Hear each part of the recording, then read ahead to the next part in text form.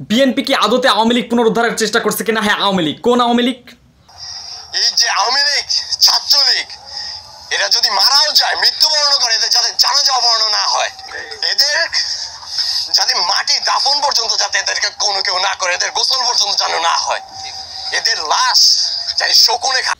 আসলে আওয়ামী লীগের এই পুনরুদ্ধার নিয়ে কিন্তু পিনাকি ভট্টাচার্য মুখ খুলেছে এবং তিনি কেস ক্লোজ বলে একটা কথা উল্লেখ করেছেন, ঠিক এভাবেই। যদি তারা ক্ষমা চায়, অনুশোচনা করে, এর আগে আওয়ামী লীগকে নির্বাচনে আসতে দেওয়া হবে না। বিএনপি কেন, ডাবল বিএনপি আসলেও আওয়ামী লীগকে নির্বাচনে আসতে দেওয়া হবে না। আপনারা পারবেন না আওয়ামী লীগকে নির্বাচনে নিয়ে আসতে। Case close. আসলে আওয়ামী লীগকে বাংলাদেশের রাজনীতিতে আসতে দেওয়া হবে না। কেন দেওয়া হবে না, আর বিএনপি এটা নিয়ে কি বলছে সেটা নিয়ে আমাদের আজকের এপিসোড। তো চলুন আমাদের আজকের এপিসোডটি শুরু করি।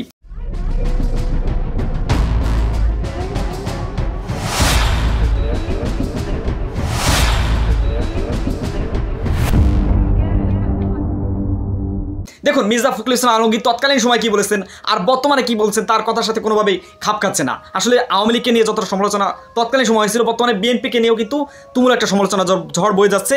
বিশেষ করে মির্জা ফখরুল ইসলাম আলমগীর তৎকালীন বক্তব্য আর বর্তমান বক্তব্য কোনোভাবেই মিলছে না। এটা তো আওয়ামী লীগের তৈরি করা সংবিধান, তার নিজের স্বার্থে, দলের জন্য। আরে ভাই, এই মির্জা ফখরুল ইসলাম আলমগীর তো বলেছিল যে এই সংবিধান দিয়ে কোনো কিছু হবে না, এই সংবিধানে কোনো কাজে আসতেছে না। বিশেষ করে 23 সালে আপনার নির্বাচনের পরবর্তী সময় আপনারা জানেন।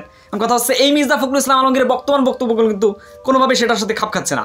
সেই দিক থেকে তারা আওয়ামী পুনর্বাসনের চেষ্টা করছে কিনা, এটা এখন বড় প্রশ্ন। ছাত্র জনতার অভ্যুত্থানের মধ্য দিয়ে আবার নতুন একটি সম্ভাবনা সৃষ্টি হয়েছে, একটা নতুন বাংলাদেশ নির্মাণ করা।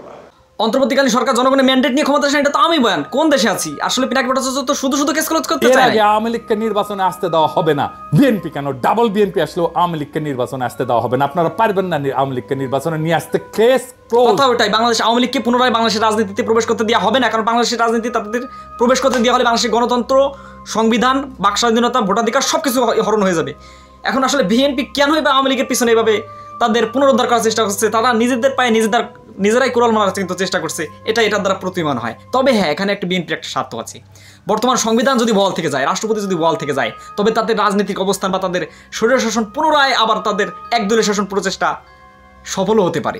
আসলে এখন কথা হচ্ছে, আসলে অনেক আবেগ নিয়ে কথাগুলো বললাম। আসলে বাংলাদেশের রাজনীতিতে বিএনপির কাছ থেকে অনেকেই মানুষ প্রত্যাশা করেছিল একটা সুষ্ঠু, সঠিক, রাজনৈতিক নিরপেক্ষ ধারা বাস্তবায়ন করার জন্য। আসলে কি হচ্ছে, যখন কথা হচ্ছে সঠিক এবং সুষ্ঠু রাজনৈতিক ধারা ফিরে আসুক, একই সাথে বাংলাদেশের জনগণের ভোটাধিকার, মত প্রকাশের স্বাধীনতা, বাক স্বাধীনতা, এটা যেন বজায় থাকে, এটাই আমাদের আত্মবিশ্বাস। আসলে আওয়ামী লীগকে বাংলাদেশের রাজনীতিকে সম্পূর্ণরূপে নিষেধ করতে হবে। কারণ আপনারা জানেন আওয়ামী লীগ বাংলাদেশের রাজনীতিতে সংবিধানের জন্য এবং সার্বভৌমত্বের জন্য একটা হুমকি স্বরূপ। তো এই হচ্ছে ব্যাপার। আর মির্জা ফখরুল ইসলাম আলমগীরের সুমতি উদয় হোক। বাংলাদেশের যারা সঠিক অ্যাক্টিভিস্ট আছে, রাজনৈতিক বিশ্লেষক আছে, তাদের মূল উদ্দেশ্য হচ্ছে আওয়ামী লীগকে রাজনৈতিকভাবে নিষিদ্ধ করা, আর কিছু বলা লাগে না। যাক, সবাই ভালো থাকবেন, সুস্থ থাকবেন। মির্জা ফখরুল ইসলাম আলমগীরের অন্তর্বর্তীকালীন সরকার এবং রাষ্ট্রীয় এই ব্যাপার স্যাপার নিয়ে আপনার মন্তব্য কি সেটা অবশ্যই কমেন্ট করে মন্তব্যের ঘরে লিখে জানাবেন। ভিডিও ভালো অবশ্যই লাইক দিবেন।